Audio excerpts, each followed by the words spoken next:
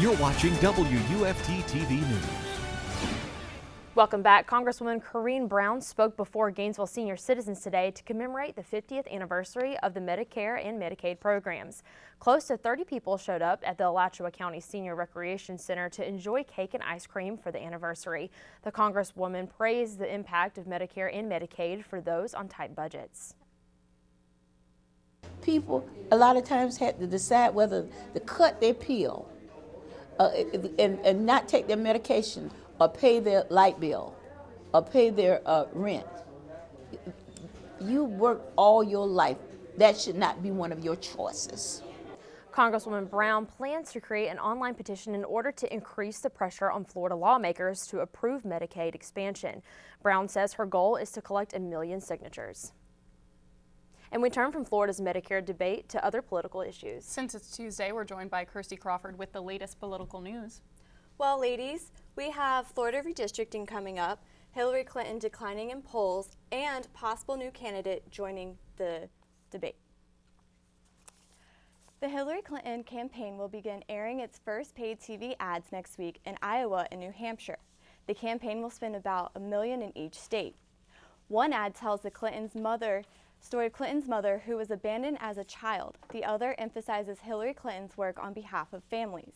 The idea is to reintroduce her to the public, giving her an opportunity to improve her favorability and trustworthiness numbers, which have been in decline across several polls in recent weeks. Meanwhile, there's increasing speculation that Vice President Joe Biden may decide to join the race. He already spends a lot of time fundraising for the party, and there is a draft Biden movement attracting some Democratic fundraisers who worry about Hillary Clinton's unfavorable ratings. Biden has said he will decide by the end of summer. Next week, Florida lawmakers will begin special session to redraw congressional districts, and they've agreed to come back in October to do the same thing for state Senate districts. There are complaints about at least 28 of those 40 Senate districts, so the new plan is likely to be extensive. For instance, there are complaints that minorities in the Daytona Beach area were split between 2 Florida Senate districts when they could have more political clout if most are put in the same district.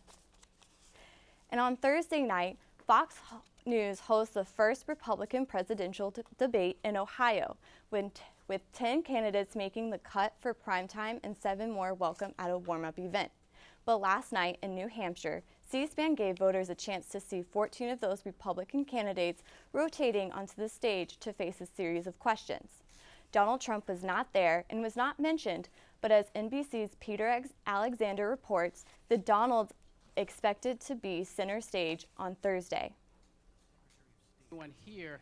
Ahead of Thursday night's debate, the pregame warm-up, 14 Republican candidates sharing a single stage in New Hampshire. But Donald Trump skipped the forum, touting his frontrunner status with a press release instead. Trump's opponents forming their strategies for Thursday's primetime event.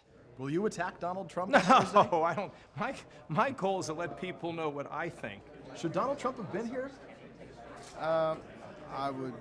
It would have been nice, but I'm sure he had something more important to do.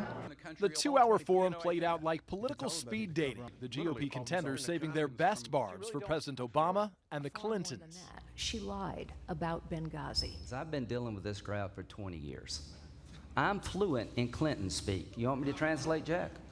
When Bill says, I didn't have sex with that woman, he did. The latest Republican turning to a stunt to distinguish himself. In Texas, we cook bacon a little differently than most folks. Ted Cruz cooking bacon on the barrel of a machine gun. Machine gun bacon. As for the 2 candidates from Florida, Jeb Bush was there and fielded questions about terrorism, the economy, and Common Core. Marco Rubio took part by satellite from D.C. and was asked about medical marijuana, immigration, and more.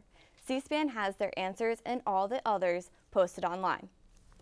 So let's talk about Ted Cruz and this machine gun bacon. I've never heard of that before. No, me neither. I wonder if this was his first time doing it, if this is his first rodeo, or if that's something he actually does all the time. Who knows, but they always do it big in Texas. Thanks, Kirsty. Well, we know it's been raining off and on for a couple of days now, but last night was something else. I know. I actually got caught driving on Archer Road. It was really scary. There were cars pulled over. People had their hazard lights on. It was a rough one. But Rebecca tells us we're hopefully past the worst of it. Rebecca? Luckily, tonight is going to be a very different story compared to last night, and there are still some areas that are receiving a few heavy downpours now, but the heaviest of the rain is past us and rain chances will be going down. I'll let you know how long they'll stay low after the break.